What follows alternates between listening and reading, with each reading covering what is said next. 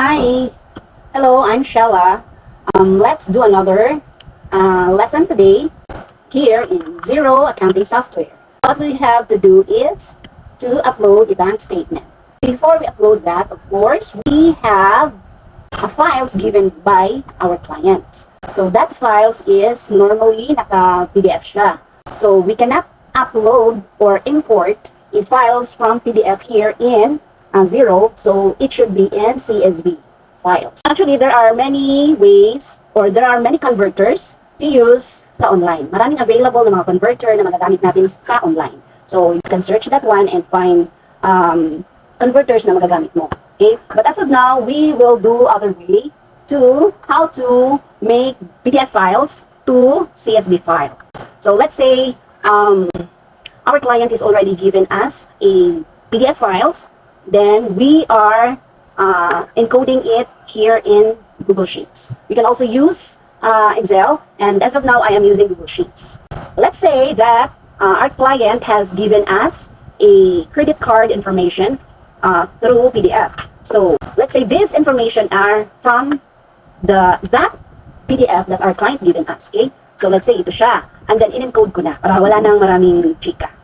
So in-encode ko na siya dito sa ating Google Sheets. So all of this information, papalagay natin na galing siya sa PDF na binigay sa atin ni client. So, okay. So lahat ng dates, naka-short, naka-set siya. Wait. Ang date ay naka-set sa short. So, ang date is yung date is naka-set sa short. So, all of this information, actually, lahat ng mga information na nandun sa files is hindi naman talaga kailangan. Bali, hindi naman lahat ng kailangan na nandun. Hindi lahat ng information na nandun sa files ay kailangan natin. So, ang mga kailangan lang naman natin is ito lang. Date, description, customer, reference, and amount. So, yan ang pinakailangan natin siya. Doon sa, sa files, ito lang ang ating kukunin. So, ito na siya. Then ngayon, paano natin siya gawin? So, bali ito, kaya siya naging negative kasi yung statement na binigay sa atin is credit card. Kaya siya naka-negative. Okay? Pag upload naman yan doon sa ating software is magiging positive na siya. Okay? So, okay. Let's say tapos na. Na-encode ko na ito na nga. So, ngayon, paano natin siya gawing CSV file? So, ganito lang. File, then, download, then, hanapin mo yung CSV. Ito siya. Ganun lang. So, so save. So, nakasave na siya sa CSV. Then ngayon, pwede na tayong mag-import. Pwede natin siyang i-import sa ating accounting software. Okay? So, paano? Let's say, dito tayo sa bank. Halimbawa, kailangan yung credit card na yon is dito natin i-upload sa Metrobank na bank account. Okay? So, click that one. So, how to import? Okay. So, ito lang. Import. Yan. Ito siya. Dito ka mag-click sa manage account, then import statement. Yan lang. And after that, so skip mo na yung iba. Dito ka na, select file. Okay, so hanapin mo yung bank statement, yung in-upload mo lang na naka-CSV. Ito siya, di ba? Bank statement. Open. Then next. So ito na siya. So kailangan nag-match siya lahat ha. So date, kailangan date. Description, customer, kailangan customer din siya. Okay? So, hanapin mo siya. Saan ba yun? Ito, customer. So, hanapin mo rin ang customer.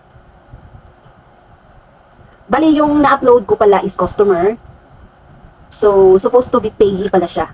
So, magiging wrong yata to. So, kailangan natin edit muna. So, yan, ha? Make sure na kailangan nag-match siya. So, payee yung naka-save doon. So, payee. So, learn from your experience.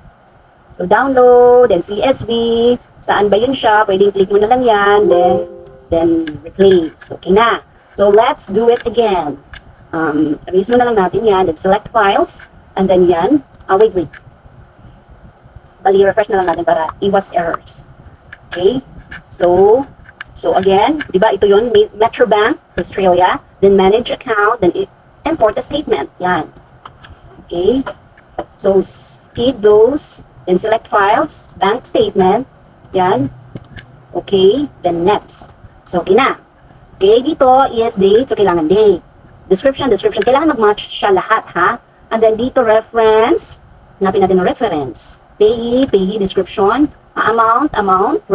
So, i-check natin yan siya. So, ganyan ang work natin. So, kailangan natin siya i-check. Okay, may next pa.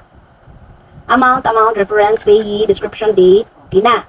So, let's say, okay na siya. Okay, next na natin. Kasi it shows daw if may error. Okay? Since wala naman siyang error, okay, so I think we did the right thing. Okay, so let's complete the import. So, let's see what will happen. So, oh, it's here. Okay. So, ito na siya.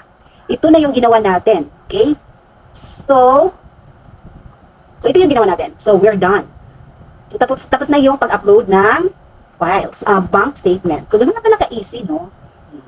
So, next time, kailangan natin alamin kung ano pa talaga yung mga need nating malaman. Since we're still doing the basic operation, since we're doing the basic management of this accounting software, so ito lang muna yung i-tackle natin. Okay? So, ganun lang ka-easy. Thank you for watching.